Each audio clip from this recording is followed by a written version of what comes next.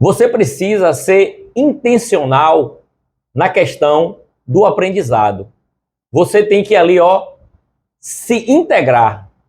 Você precisa ter a intenção de aprender.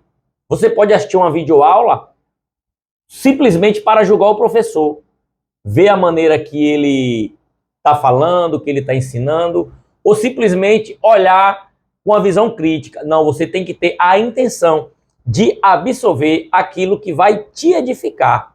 Mas continue firme. Vamos lá, pois o próximo assunto vamos mostrar ferramentas poderosas para comunicar a verdade e com clareza.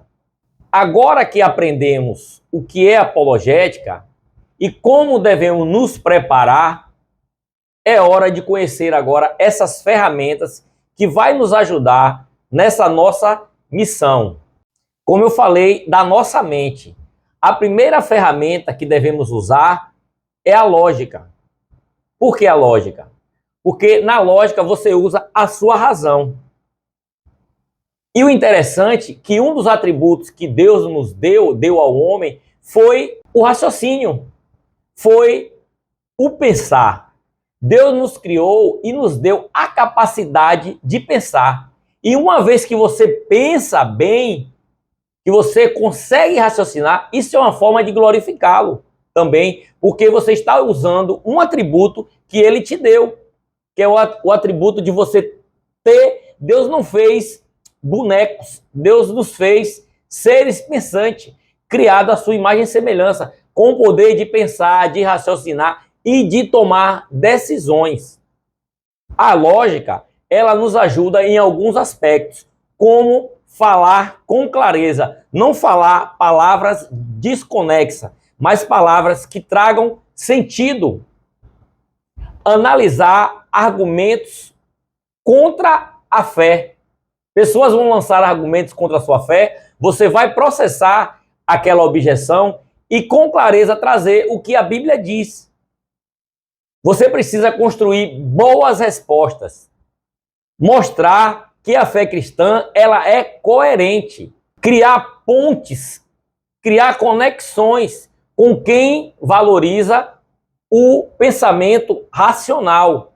Como eu disse, a fé ela tem uma lógica. Isso não quer dizer que vamos dominar tudo, porque a gente tem que entender que nossa razão também ela é limitada.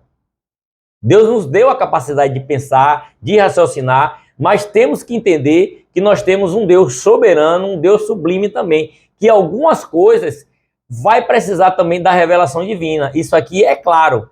É tanto que duas pessoas lêem o mesmo texto, uma entra e traz o discernimento na vida, traz a mudança da pessoa, a outra lê e nada muda na vida dela. Por quê? Porque ela não tem a luz do Espírito Santo na vida dela. Então ela precisa ter a revelação divina também. Esse conhecimento, essa leitura com razão e com a fé, ela vai nos ajudar a reconhecer o querer e o efetuar de Deus, a vontade, porque temos a vontade permissiva, mas temos a vontade soberana de Deus. E a vontade soberana de Deus, ela é boa, ela é perfeita e ela é agradável. Na história da apologética. Na história da apologética, vemos aqui 4 métodos comumente usados para defesa da nossa fé.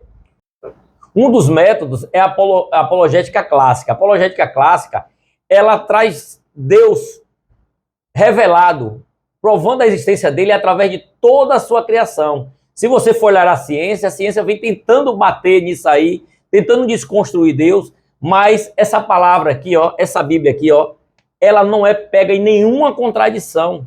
Tudo que ela fala, há 3.000 e tantos anos atrás, há 2.000 e poucos anos atrás, o último escrito dela vai fazer 2.000 anos e continua real, continua verdadeiro e continua atualíssimo. E além de provar Deus através da sua criação, que só Deus para criar o ser humano tão perfeito, ela também apresenta Cristo. O Cristo, o Filho de Deus, o Deus encarnado. através da sua vida. Você vê que a história é dividida antes e depois de Cristo. Tem a apologética também das evidências. Ela usa fatos históricos.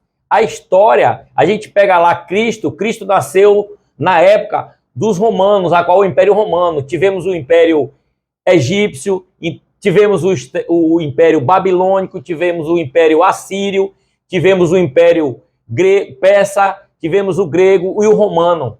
E Cristo nasceu ali, a Bíblia vem narrando períodos a qual ela é compatível com a história secular. Aliás, a história secular é compatível com a Bíblia. Então, nós temos fatos históricos, nós também temos fatos científicos. A gente vê da vida ali, o sopro da vida, aquilo que é Deus que dá ao homem. A questão de gerar um filho, do nada ali, o homem e a mulher ali, aí nasce aquela criança bela. Ninguém explica como nasce um ser humano. Nem explica também como um ser humano ele morre. A morte é algo que as pessoas sofrem muito, não entendem, mas a Bíblia fala sobre todos os temas. A Bíblia não se isenta de falar sobre nenhum assunto. Ela fala de tudo, é o mais completo que pode existir. Nós também temos fatos arqueológicos para apoiar a nossa fé. A gente vê escritos que são encontrados ali, que vêm e não contradiz o real. Então, os achados arqueológicos, nós temos a história, a gente tem os costumes, temos o que tem de ciência, que foi lá do Egito, lá. Então, tudo a Bíblia narra. A gente fala lá, vê a Bíblia falar que Moisés foi instruído em todo o conhecimento, a qual, na época de Moisés, o berço da civilização ali era egípcio. E a Bíblia narra esse contexto. Então, os contextos históricos, tanto científicos como arqueológicos, eles são uma maneira também de defender a nossa fé. Tem também a apologética das pressuposições. Ela parte da Bíblia como ponto de partida. A gente pega partes ali da Bíblia, da criação, e mostra que só a Bíblia traz algo que faz sentido de forma completa da realidade. A gente vê falando da criação, tem a teoria da evolução, mas você crê que você veio do nada e vai para canto nenhum? Não tem lógica. Você tem que ter muita fé para ser um ateu.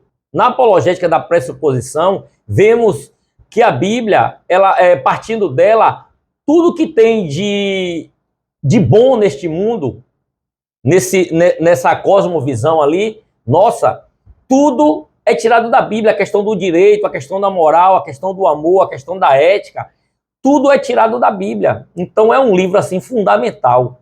A pessoa que estuda a Bíblia, que ela consegue entender, consegue defender a sua fé, ela é uma pessoa que ela é completa, porque só a Bíblia traz o sentido completo da realidade do ser humano. A Bíblia trata de todos os assuntos que você imaginar. Por isso que estudamos a teologia sistemática, porque a teologia sistemática, ela pega todos os assuntos da Bíblia e sai dividindo ali, ó, cada gavetazinha um assunto.